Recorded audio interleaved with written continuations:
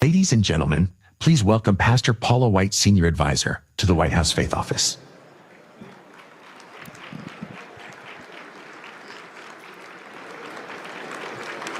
Good morning.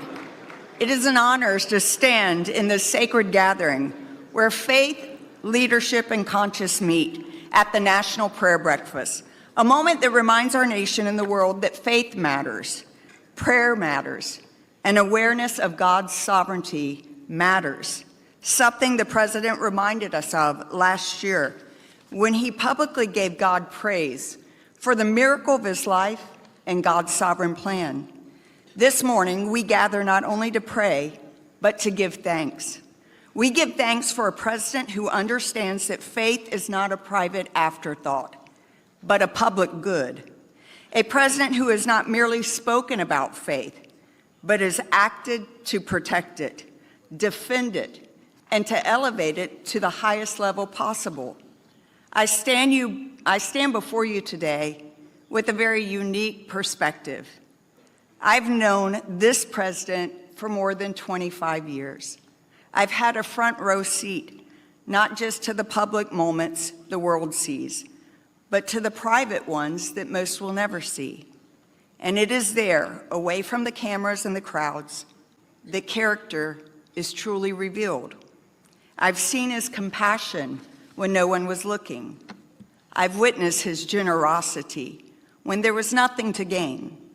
I've watched him step in to help the forgotten, the overlooked, the vulnerable, not because it was politically expedient, but because it was the right thing to do. And more than 20 years ago, I was in his office in Trump Tower, and a well-known minister and my friend were with me. As the conversation was happening, the president turned, not to the famous voice in the room, but to my friend, and simply asked her what she did. She said, "Sir, I serve on the streets, the broken, the homeless, those struggling with addiction, and women trapped in prostitution." Without any hesitation, he called for his executive assistant to bring his checkbook, and he said, "Now that is real ministry." And he gave, not for recognition or for credit, no one outside of that room ever knew.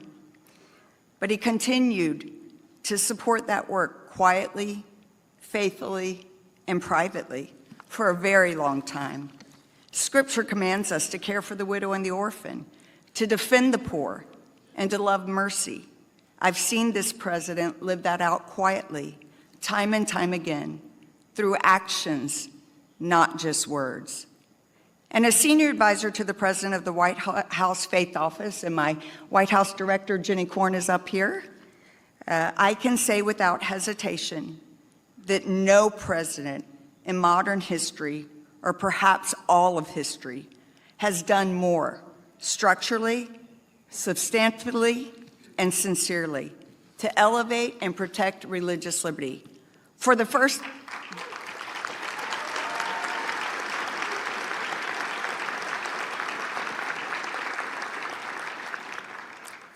time in our nation's history, faith has been institutionally elevated through the creation of the historic White House Faith Office, our one-year anniversary. Not a symbolism, but a substance. Housed in the West Wing, it ensures that people of faith are essential partners in serving the vulnerable, strengthening families, defending life, and shaping the soul of nation here and abroad.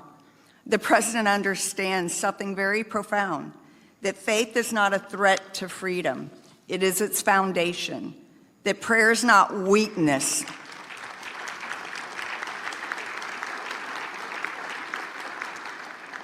It is wisdom.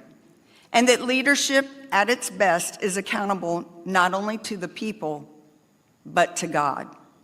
At a time when faith is under pressure globally, this president has stood unashamed, championing religious freedom at home and abroad, defending persecuted believers.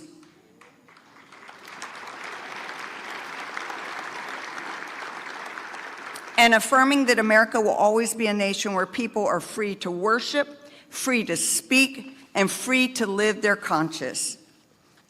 He is bringing peace through great strength. In fact, President Trump has brought religion back to this nation and beyond.